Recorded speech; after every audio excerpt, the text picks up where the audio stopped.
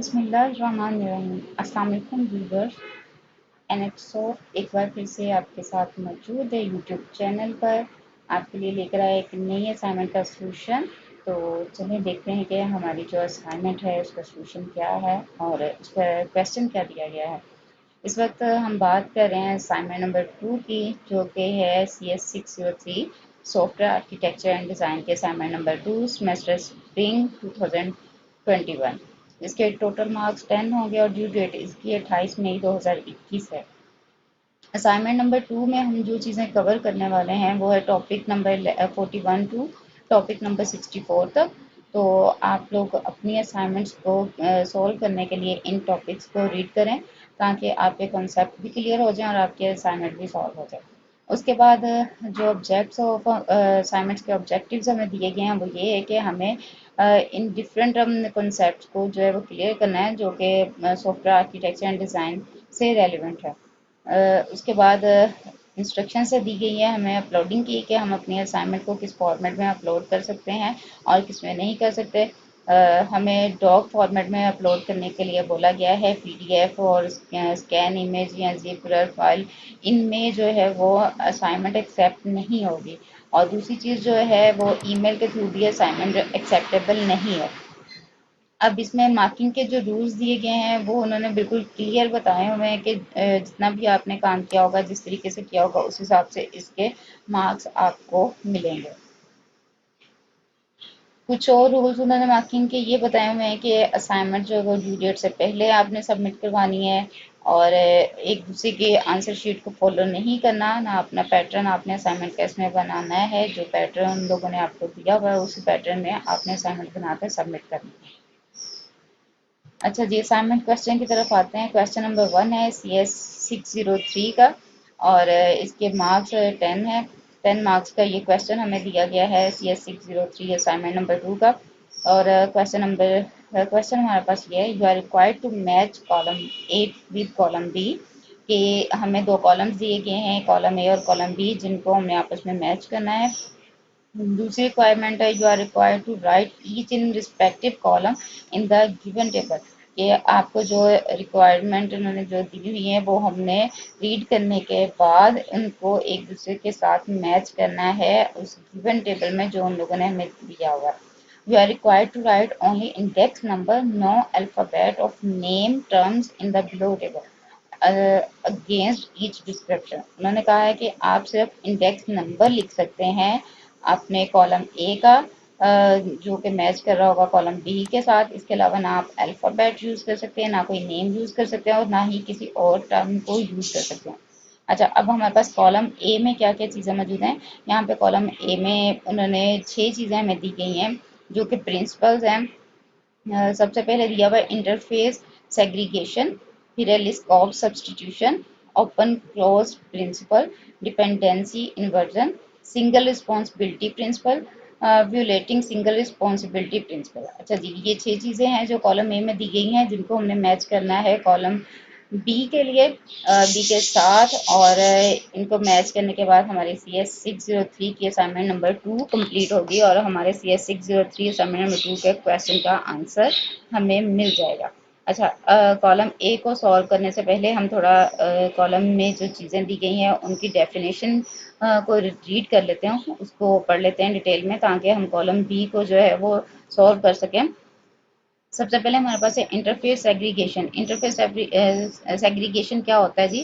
Client should not be force to depend upon interfaces that they do not use. कि जो clients है उनको force नहीं करना चाहिए कि वो ऐसे इंटरफेसेस को इस्तेमाल करें जिन्हें वो इस्तेमाल करना नहीं चाहते हैं। ठीक है, ये हमारा इंटरफेस सेग्रीगेशन है। और उसके बाद दूसरा प्रिंसिपल हमें जो दिया गया है वो लिस्ट ऑफ सब्सटीट्यूशन है। इसमें क्या होता है जी? Derived classes must be substitution for their base class. जो हमारे डिराइव्ड क्लास है वो हम अपनी बेस क्लास के साथ उसको सब्सटीट्यूट कर सकते हैं। डेफिनेशन दूसरी जो इसकी वो हम देखते हैं, the principle define that object of a super class shall be replaceable with object of its sub class without breaking the application. कि ये जो प्रिंसिपल है लिस्ट ऑफ सब्सटीट्यूशन ये डिफाइन करता है कि जो हमारे सुपर क्लास के ऑब्जेक्ट्स हैं उनको हम तब्दील कर सकते हैं अपनी सब क्लास के ऑब्जेक्ट के साथ बिना एप्लीकेशन को ब्रेक किए। That requires the objects of your subclass to behave in the same way as the objects of your superclass. अच्छा, जो इसके लिए रिक्वायरमेंट उन्होंने दी है वो ये है कि हमारा जो सब क्लास का ऑब्जेक्ट है उसको उसी तरीके से बिहेव करना होगा जिस तरीके से हमारे सुपर क्लास के ऑब्जेक्ट्स बिहेव कर रहे हैं। अगर वो उसके अलावा बिहेव कर रहे होंगे तो वो फिर हमारे जो है वो रिप्लेसेबल ऑब्जेक्ट्स नहीं होंगे। हमारे रिप्लेसेबल ऑब्जेक्ट्स तभी होंगे, ये रिक्वायरमेंट है लिस्ट ऑफ सब्सटीट्यूशन की, कि जो भी हम सुपर क्लास के ऑब्जेक्ट्स को सब क्लास के ऑब्जेक्ट्स के साथ अगर हम रिप्लेस कर रहे हैं तो उन दोनों का सेम वे में बिहेव करना ज़रूरी है।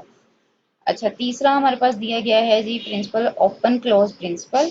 इसमें क्या कहते हैं, software entities classes modules functions, these are the all entities of the software should be open for extension but closed for modification। के मतलब सॉफ्टवेयर एंटिटीज जो हमें दी गई हैं जैसे क्लासेस हैं, मॉड्यूल्स हैं, फंक्शंस वगैरह है, ये तमाम सॉफ्टवेयर की एंटिटीज जो है वो एक्सटेंशन के लिए तो ओपन होंगी लेकिन मॉडिफिकेशन के लिए क्लोज होंगी। अच्छा, उसके बाद चौथा प्रिंसिपल है हमारे पास डिपेंडेंसी इन्वर्जन। इसमें रॉबर्ट सी मार्टन हमें क्या कहते हैं, वो डिफाइन करते हैं कि high level module should not depend on low level modules but should depend on abstraction. कि जो हमारे हाई लेवल मॉड्यूल्स हैं वो लो लेवल मॉड्यूल पर डिपेंड नहीं करते, बोथ जो हमारे मॉड्यूल्स हैं वो डिपेंड करते हैं एब्स्ट्रैक्शन पर।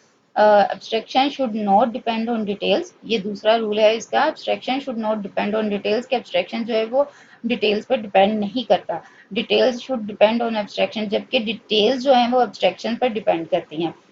ये था हमारा CS603 असाइनमेंट नंबर 2 के क्वेश्चन नंबर 1 का जो है वो फोर्थ रूल प्रिंसिपल, जो हमें कॉलम ए को कॉलम बी के साथ मैच करने के लिए चाहिए। अब इसके पांचवें प्रिंसिपल को हम पढ़ लेते हैं कि उसमें क्या लिखा हुआ है। Single responsibility principal.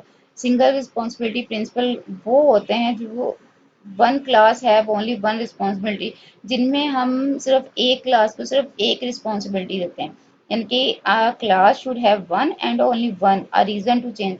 एक जो हमारे पास क्लास मौजूद है उसके पास सिर्फ एक ही रिस्पॉन्सिबिलिटी होगी और वो उसको चेंज करने की उसके पास रीजन भी एक ही होगी।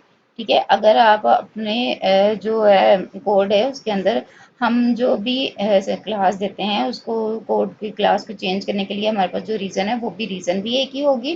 ठीक है, और उस क्लास की रिस्पॉन्सिबिलिटी भी होगी, तो वो हमारे सिंगल रिस्पॉन्सिबिलिटी प्रिंसिपल बनते हैं। रिलेटिंग सिंगल रिस्पॉन्सिबिलिटी प्रिंसिपल कौन से होते हैं, if you build your software over a longer period and if you need to adopt it to changing requirements. कि अगर आप कोई ऐसा सॉफ्टवेयर बना रहे हैं जो लॉन्ग पीरियड रखता हो और उसमें हम उसकी रिक्वायरमेंट्स को चेंज करना चाहते हो, तो उसके लिए हमें क्या करना होगा, it made same like the easiest and faster approach is adding a method of or functionality to your existing code instead of writing a new class or component। कि ये इसके लिए एक बहुत आसान और तेज़ अप्रोच है कि हम अपने मेथड और फंक्शनैलिटी को किसी भी एग्जिस्टिंग कोड के अंदर लिख सकते हैं और न्यू क्लास और कंपोनेंट को लिखते हुए। ठीक है, हम उसमें ऐड कर सकते हैं, एडिशन कर सकते हैं। ये हमारे पास 6 क्लासेस थी। ठीक है, जो कि हमें दी गई थी रॉबर्ट सी मार्टन के हवाले से। रॉबर्ट सी मार्टन जो हमारा रूल है प्रिंसिपल है उसके ये आगे से प्रिंसिपल 6 दिए हुए थे, ये हमें रिक्वायर्ड थे CS603 असाइनमेंट नंबर 2 के लिए। और अब हम कॉलम ए को मैच करते हैं कॉलम बी के साथ।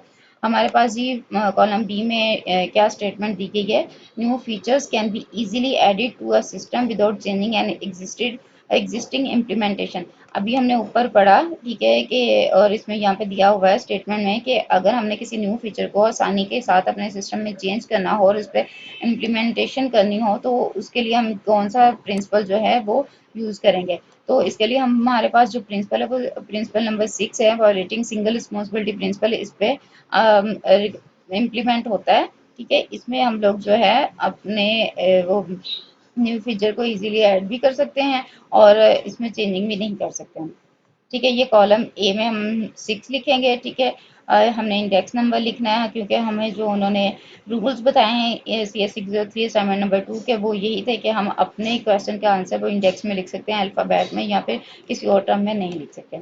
सेकंड हमारे पास स्टेटमेंट है classes should allow for extension but should not accommodate modification, कि हमारे पास जो क्लासेस हैं वो एक्सटेंशन तो रखती हैं, उनको एक्सटेंशन अलाउ हो, लेकिन वो अकोमोडेट मॉडिफिकेशन नहीं कर सकती। तो ये है जी, अभी हमने ऊपर पढ़ा था ओपन क्लास प्रिंसिपल में। ठीक है, तो ओपन क्लास प्रिंसिपल में हमें यही कहा गया था कि जो एंटिटीज हैं वो एक्सटेंड उनके लिए एक्सटेंशन ओपन होंगी। ठीक है, और मॉडिफिकेशन के लिए क्लोज होगी। तो ये हमारी स्टेटमेंट नंबर 2 इसी प्रिंसिपल पे जो वो सही उतरती है। ठीक है, ओपन एंड क्लोज प्रिंसिपल पे, तो हम यहाँ पे 3 इंडेक्स लिखेंगे। तीसरी स्टेटमेंट है classes should depend on abstraction rather than implementation. ये भी हमने ऊपर भी पढ़ा है। ये हमारे पास फोर्थ हमारी डिपेंडेंसी इन्वर्जन में दिया गया था कि जो एब्स्ट्रैक्शन है वो डिपेंड्स करती है डिटेल्स पे, डिटेल्स एब्स्ट्रैक्शन पे डिपेंड करता है, और हाई लेवल मॉड्यूल जो है वो लो लेवल मॉड्यूल पर डिपेंड्स करते हैं, लेकिन दोनों हाई लेवल और लो लेवल मॉड्यूल जो हैं वो एब्स्ट्रैक्शन पे डिपेंड करते हैं। तो इसीलिए आज से ये हमें फोर स्टेटमेंट नंबर 3 पे हम अपना इंडेक्स 4 लिखेंगे, जो हमारा आंसर है कि क्लासेस जो हैं वो डिपेंड करती हैं एब्स्ट्रैक्शन पर, इम्प्लीमेंटेशन पर डिपेंड नहीं करती।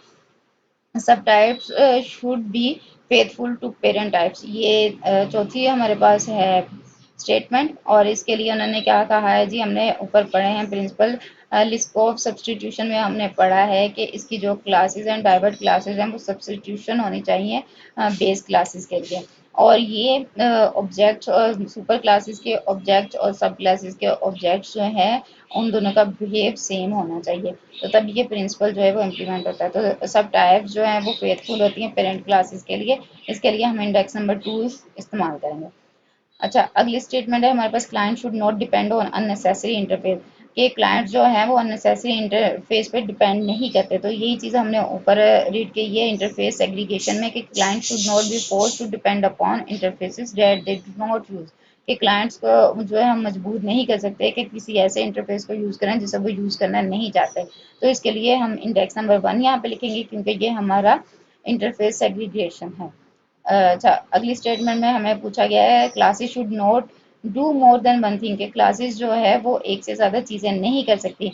तो ये हमारे पास जो है वो सिंगल रिस्पॉन्सिबिलिटी प्रिंसिपल है, क्योंकि हम सिंगल रिस्पॉन्सिबिलिटी प्रिंसिपल में पढ़ते हैं कि a class should have one and only one a reason to change and one class have only one responsibility, कि हम जो है वो हर क्लास जो है वो एक ही रिस्पॉन्सिबिलिटी रखती है। तो यहाँ पे भी उन्होंने कहा है कि classes should not do more than one thing, के मतलब एक से ज़्यादा क्लासेस कोई भी चीज़ें नहीं कर सकती। तो ये हमारा इंडेक्स नंबर 5 आएगा इसमें। अगला ये स्टेटमेंट है हमारे पास क्लास लेवल, ये क्लास बनाई गई है जिसमें दिया हुआ है move module update hit pause resume load game save game और साउंड लेवल का जो है वो मॉड्यूल्स दिए हुए हैं क्लास लेवल के अंदर। एक क्लास बनाई हुई है जो क्लास लेवल के साथ है। तो ये भी हमारी स्टेटमेंट जो है वो सिंगल रिस्पॉन्सिबिलिटी पे उतरती है। मतलब हमारे जो मूव मॉड्यूल है ये भी एक ही रिस्पॉन्सिबिलिटी अंजाम देता है, अपडेट मॉड्यूल एक रिस्पॉन्सिबिलिटी अंजाम देता है। ये हर चीज़ अलग अलग तरीके से अपनी अपनी एक सिंगल रिस्पॉन्सिबिलिटी को अंजाम दे रहे हैं। अगली स्टेटमेंट हमें दी जाती है class should have only one job, या एक क्लास जो है वो सिर्फ एक ही जॉब रखती है, तो रख सकती है। तो ये भी हमारी सिंगल रिस्पॉन्सिबिलिटी है। ठीक है, तो इसलिए भी हम यहाँ पे इंडेक्स 5 लिखेंगे। Any object in a program should be interchangeable with any other object that has the same parent type। ये अभी हमने ऊपर स्टेटमेंट पढ़ी थी।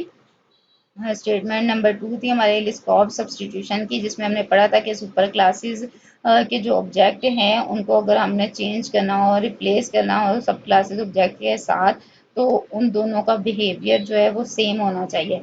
तो यहाँ पे यही चीज़ उन्होंने पूछी है कि एक ऑब्जेक्ट है जो प्रोग्राम के अंदर उसको चेंज करना चाहते हैं दूसरे ऑब्जेक्ट के साथ, तो उसके लिए ज़रूरी है कि उसकी पेरेंट टाइप जो है वो सेम हो। तो इसलिए ये हमारा लिस्ट ऑफ प्रिंसिपल यहाँ पे अप्लाई होता है। अगली स्टेटमेंट में है classes should depend on abstraction not on implementation, ये क्लासेस जो है वो डिपेंड करती है एब्स्ट्रैक्शन पे, इम्प्लीमेंटेशन पे डिपेंड नहीं करती। तो ये भी हमने स्टेटमेंट पढ़ी है dependency inversion statement, dependency inversion principle जो हमने पढ़ा उसकी इसका ये रूल है। Rule number 2 abstraction should not depend on details, details should depend on abstraction. तो उस लिहाज से यहाँ पे हमारी स्टेटमेंट में इस स्टेटमेंट का जो आंसर है वो 4 आएगा।